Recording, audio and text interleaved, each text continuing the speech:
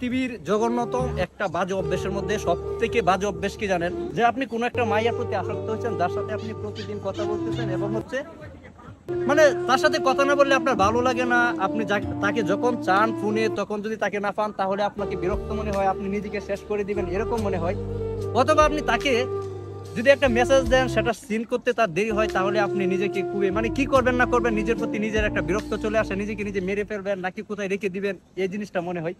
পৃথিবীর সব থেকে জঘন্যতম বাজে অভ্যাস হচ্ছে এই যে এই পার্টটা লাইফে যে মানে যে আনে কারা বুধায় যারা লাইফে যে বুধাইগুলো এই পার্টটা তাদের জীবনে অ্যাড করবে, তারা প্রতিনিয়ত কষ্ট পাবে। ভাই বিশ্বাস যদি না হয়, আপনারা যারা এরকম পার্টটা বা যারা এই সিচুয়েশনটা যারা পাস করে আসছেন বা যারা পাস করতেছেন, তারা অবশ্যই এই জিনিসটা হয়তো বুঝতে পারেন যে একটা মানুষের অভ্যাসে যখন আপনার পরিণত হয়, তখন ওই মানুষটার কথা বা ওই মানুষটাকে একটা মেসেজ দেওয়ার পর সেটা সিন না করলে কি পরিমাণ যে কষ্ট লাগে, কি পরিমাণ যে নিজেকে অসহায় লাগে, ওটা আমি আপনাকে বলে বোঝাতে পারবো না।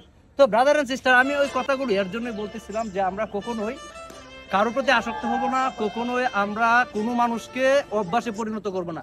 আপনি আপনাকে নিজেকে ভালোবাসেন, আপনি আপনাকে অভ্যাসে পরিণত করেন, যাই প্রতিদিন একটা চা খাইতে যাই, আমি প্রতিদিন আমার ফ্রেন্ডের সাথে ঘুরতে যাই, মানে আদার্স সবকিছু মিলে যদি আপনি নিজেকে ভালোবাসতে শিখে যান, তাহলে পৃথিবীর সবাই আপনাকে ভালোবাসবে। সবকিছু মিলে যদি আপনি নিজেকে যত্ন নেওয়া শিখে যান, তাহলে পৃথিবীর সবাই আপনাকে যত্ন নিতে শিখে যাবে। আপনি এখন ভাবতেছেন না যে ও আমার গার্লফ্রেন্ড, ও আমার লাইফে না থাকলে, ও আমার মেজাজ চিন্তা করলে আমার খুব খারাপ লাগে। ভাই ওই জিনিসটা আপনি আপনাকে পাঠান যে আমি এই জিনিসটা আজকে শিখবো। যদি আপনি ওই জিনিসটা না শিখতে পারেন, তাহলে আপনার নিজেকে খারাপ লাগবে যে আমি কেন শিখতে পারলাম না। আপনি এভাবে নিজেকে নিজে সবকিছু দেওয়ার পর, আপনি আপনাকে ভালোবাসার পর, আপনি যে ভালো লাগাটা তৈরি করবেন আপনার মধ্যে, এটাই হচ্ছে আপনাকে সারা জীবন ভালো রাখবে। ভাই কেউ কোনোদিন আপনাকে ভালো রাখবে না, মানুষ স্বার্থপর, আমি নিজেও স্বার্থপর। আমি স্বার্থের জন্য আমার বাবাকেও মানে চুরি মারতে রাজি আছি, আমি স্বার্থের জন্য আমার ভাইকেও ঠকাতে রাজি আছি। আর গার্লফ্রেন্ড, আত্মা সম্পর্কের প্রিয় মানুষ, এগুলো তো মানে সামথিং একটা জিনিস ভাই, প্রত্যেকটা মানুষের লাইফে মানে সামথিং। আমি ওরে বললাম যে জোস বন্ধু, তুই আমার লাইফে সবকিছু, তুই আমার মানে ফ্রেন্ড না, তুই আমার মারপেটের ভাই। সুতরাং সম্পূর্ণ কথা ভুল।